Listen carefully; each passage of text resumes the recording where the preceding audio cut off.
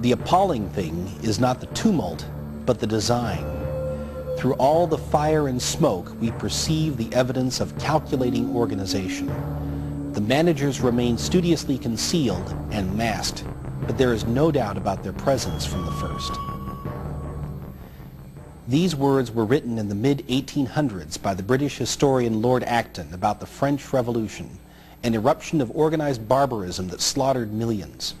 But those words apply to many of the events that have bloodied the pages of 20th century history as well, and the studiously concealed and masked figures behind those tragic events continue their pursuit of absolute power over the world's political and economic system.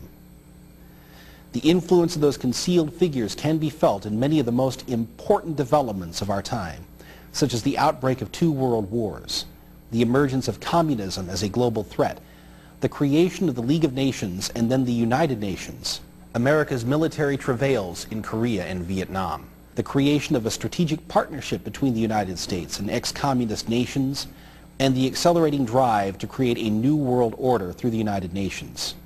In all of this, we can see the evidence of calculating organization, or what can properly be called a conspiracy.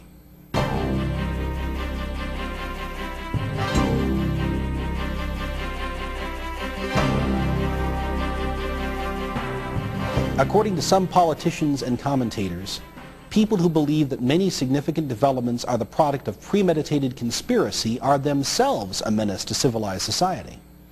For example, Ira Strauss, the U.S. coordinator of the Committee on Eastern Europe and Russia in NATO, has written the following: "Conspiracy theory is doing America real harm.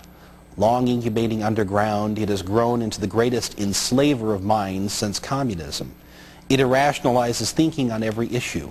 It kills. It turns millions of Americans against their own country. Once a mind is trapped in the circular logic of conspiracy theory, it rarely finds a way out on its own." Strauss describes people who subscribe to conspiracy theories as anti-government extremists who, quote, "are capable of blowing up federal buildings," unquote. In other words, that conspiracy theorists are plotting against the government. In fact, so-called anti-government extremists have been arrested in Georgia, Washington, and Arizona, and prosecuted on conspiracy and sedition charges. In each case, the crime appears to have been a belief in conspiracy theories and possession of firearms. Curiously, many critics of political conspiracy theories accept the fact that criminal conspiracies exist, and that some of them, such as the mafia, have continued for hundreds of years and spread their influence worldwide. But relatively few people understand that in nearly every society in history, the largest and most ruthless criminal enterprise has been government itself. 16 centuries ago, St. Augustine asked, "Justice being taken away, what are kingdoms but vast robberies?" Government is nothing more than legalized coercion. This is why politics is historically the most fertile ground for conspiracies. Unless government is itself ruled by law and compelled to serve the ends of justice, it becomes a conspiracy against the rights and property of the law-abiding. In 1956, Harvard University sociologist Pitram Sorokin published a survey of heads of state throughout history, which documented that 1 out of every 4 rulers in history is a murderer. He concluded, "The rulers of the states are the most criminal group in a respective population. With the limitation of their power, their criminality tends to decrease, but it still remains exceptionally high in all nations."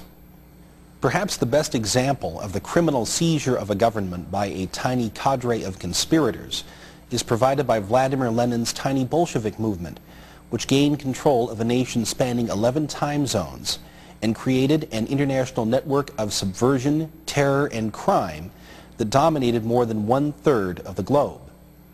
In his 1996 book, Dossier, The Secret History of Armand Hammer, investigative researcher Edward J. Epstein writes that Lenin spent most of his life at the epicenter of an international conspiracy that was predicated on the idea that an entire world order, capitalism, could be subverted and overthrown through the actions of a small cadre of professional conspirators. The conspiracy's success would proceed from secrecy, discipline, and deception. The real would be hidden, the false displayed. Opponents would be confused, diverted, and ultimately misled into collaborating in their own destruction. Epstein documents that Lenin's conspiracy also depended upon the collaboration of capitalist co-conspirators, such as Arm & Hammer. What has become of Lenin's conspiracy?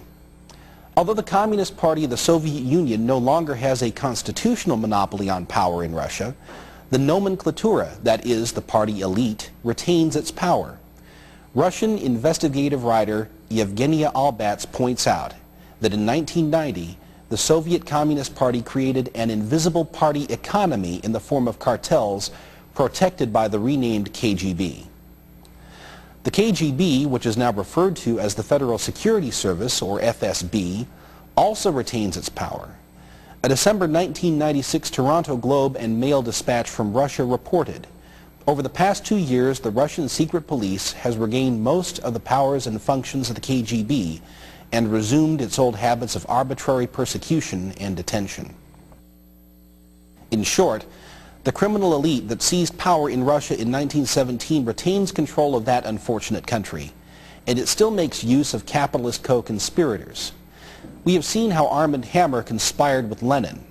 One of Hammer's valued collaborators was a Tennessee senator named Al Gore Sr., who kept the FBI from pursuing an investigation of Hammer. When he retired from the Senate, Al Gore Sr. was rewarded with the lucrative position at Hammer's Occidental Petroleum Corporation. The Gore family fortune helped Al Gore Jr. also win election to the Senate, whence he ascended to the vice presidency. Now Vice President Al Gore Jr. and Russian Premier Viktor Chernomyrdin preside over a commission that helps today's Arm & Hammer-style capitalists engage in taxpayer-supported joint ventures in Russia. All of this helps answer a question often posed by critics of the conspiratorial view of history. That is, what motivates the conspirators? The wealth, power, and influence of Arm & Hammer and the Gore family illustrate that the material rewards of conspiracy can be substantial. Another criticism of the conspiratorial view is that conspiracies must be relatively small, and that a conspiracy to control the world would be too large to maintain the needed discipline. Once again, to answer this objection, it is useful to refer to the model of organized crime. Large-scale criminal conspiracies often display both a division of labor and diversity of motives. Scholarly studies of criminal societies document that organized crime networks are hierarchical in structure.